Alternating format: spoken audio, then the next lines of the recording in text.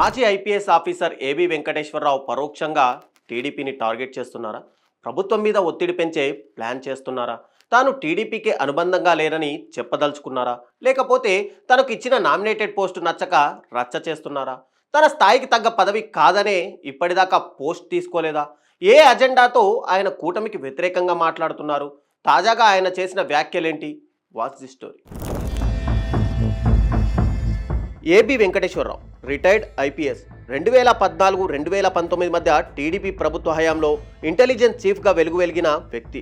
అప్పట్లో ఆయన నిర్ణయాలు, సలహాలు తూచా తప్పకుండా అమలయ్యేవని వైసీపీ నాయకులు చాలాసార్లు చెప్పేవారు.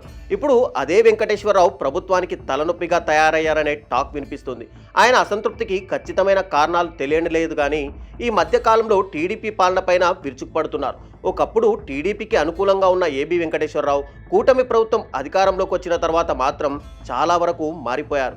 ఏదో అసహనం ఆయనలో కనిపిస్తుంది. అది ఎంతవరకు వెళ్ళిందంటే తాను ఆశించిన రీతిలో పాలన సాగటం లేదన్న అభిప్రాయాన్ని తరచూ బాహాటంగా వ్యక్తం చేసేదాకా. ఇదే అధికార పార్టీ నేతలకు మింగుడు పడడం లేదు. ఏబీ వెంకటేశ్వరరావు మిగిలిన వారిలా రాజకీయ పార్టీలు పెట్టకుండా జనంలో తిరుగుతూ ప్రస్తుత ప్రభుత్వం పైన విమర్శలు చేస్తున్నారు. కూటమి ప్రభుత్వం అధికారంలోకి రాగానే ఆయనపై ఉన్న కేసులను ఎత్తివేసింది. అదే సమయంలో ఆయనకు ఏపీ పోలీస్ హౌసింగ్ కార్పొరేషన్ చైర్మన్గా నామినేటెడ్ పోస్టులో నియమించినా ఆ పోస్టులో చేరేందుకు ఆయన ఇష్టపడలేదు. ఏబీ కోరుకున్న పోస్ట్ ఇది కాదని, అందుకే ఆయన తీసుకోలేదని టీడీపీ నేతలే అంటున్నారు. అయితే ఆయనకు మరో పదవి ఇవ్వాలంటే ఆయన సామాజిక వర్గం కూడా అడ్డుగా మారిందన్న కామెంట్స్ అధికార పార్టీ నుంచి వినిపిస్తున్నాయి. వైసీపీ ప్రభుత్వ హయాంలో కష్టాలను ఓర్చి ఎదిరించినా టీడీపీ తనను గుర్తించలేదన్న భావన ఆయనలో గూడు కట్టుకున్నట్టుగా తెలుస్తోంది. అందుకే ఏబీ వెంకటేశ్వరరావు తాను రాజకీయాల్లోకి వస్తున్నట్టు ప్రకటించారు. అయితే ఇప్పటి వరకు ఎలాంటి పార్టీని ప్రకటించకపోయినప్పటికీ ఆయన రాష్ట్ర వ్యాప్తంగా పర్యటిస్తూ ఇటు వైసీపీని అటు టీడీపీని విమర్శలు చేస్తున్నారు. కానీ టీడీపీ అగ్రనేతలతో సత్సంబంధాలనున్న ఏబీ వెంకటేశ్వరరావు అదే పార్టీ పైన, ప్రభుత్వం పైన విమర్శలు చేయడంపైనే సర్వత్రా చర్చ జరుగుతోంది. ఆయనలోని అసంతృప్తి, అసహనానికి గల కారణాలేంటన్న దానిపై తమకు కూడా అవగాహన లేదంటున్నారు టీడీపీ నేతలు. తాజాగా ఏబీ వెంకటేశ్వరరావు చేసిన వ్యాఖ్యలపై కూడా చర్చ జరుగుతోంది. జయప్రకాష్ నారాయణ, జేడీ లక్ష్మీనారాయణ వంటి వారు రాజకీయ నాయకులుగా మారిన ఇతర బ్యూరోక్రాట్ల నుండి తాను భిన్నంగా ఉన్నానని ఏబీ వెంకటేశ్వరరావు అన్నారు. తెలుగుదేశం, వైసీపీ వంటి ప్రస్తుత పార్టీలతో అసంతృప్తిగా ఉన్న కారణంగా తన ప్రత్యేక భావజాలాన్ని మరియు ప్రత్యామ్నాయ రాజకీయ మార్గాన్ని అందించాలని కోరుకుంటున్నట్టు బలంగా చెప్పారు. ఏపీని అభివృద్ధి చేయాలంటే ఇలా సాధ్యం కాదన్న ఏబీ వెంకటేశ్వరరావు తాను ప్రజల్లోకి వెళ్లి వివరిస్తానని చెబుతున్నారు.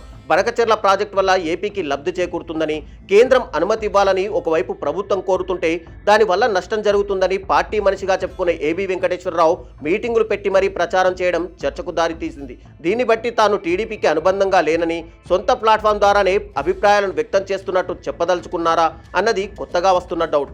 నూజివీడులో డ్వాక్రా గ్రూప్ బుక్ కీపర్ విషయమై ఏబీవీ చేసిన వ్యాఖ్యలు ఇప్పుడు దుమారం రేపుతున్నాయి. రాష్ట్రంలో ప్రజలు కష్టపడి ప్రభుత్వాన్ని మార్చినా వైసీపీ గుండాలు టీడీపీలో చేరి ఇంకా అరాచకాలు చేస్తున్నారని కామెంట్ చేశారు ఆయన. వైసీపీ హయాంలో డబ్బు దోచుకున్న వారంతా టీడీపీ కండువా కప్పుకొని ఇప్పుడు కూడా జనాలను వేధిస్తున్నారని, ఈ వ్యవహారంపై టీడీపీ అధిష్టానం దృష్టి పెట్టాలని కాస్త ఘాటు వ్యాఖ్యలు చేశారు ఆయన. ప్రస్తుతం నూజివీడు ఎమ్మెల్యేగా మంత్రి పార్థసారథి ఉండగా ఆయన వైసీపీ నుంచి టీడీపీలో చేరిన వారే. స్థానికుడు కాకుండా కూటమి హవాలో గెలిచారన్న టాక్ ఉంది. ప్రస్తుతం ఆయన వర్గం నేతలను ఉద్దేశించి ఏబీ వెంకటేశ్వరరావు వైసీపీ గుండాలు టీడీపీలో చేరారంటూ మాట్లాడి ఉండవచ్చంటున్నారు. శివ అనే వ్యక్తి ఈ ముఠాకు నాయకుడిగా ఉన్నాడని, వాళ్ళ వెనకాల కొంతమంది పెత్తందారులు కూడా ఉన్నారంటూ ఏబీవీ చేసిన వ్యాఖ్యలు వైరల్ అవుతున్నాయి. ఆ మాటలకు అటు మంత్రి మనుషులు కూడా గట్టి కౌంటర్ ఇచ్చారు.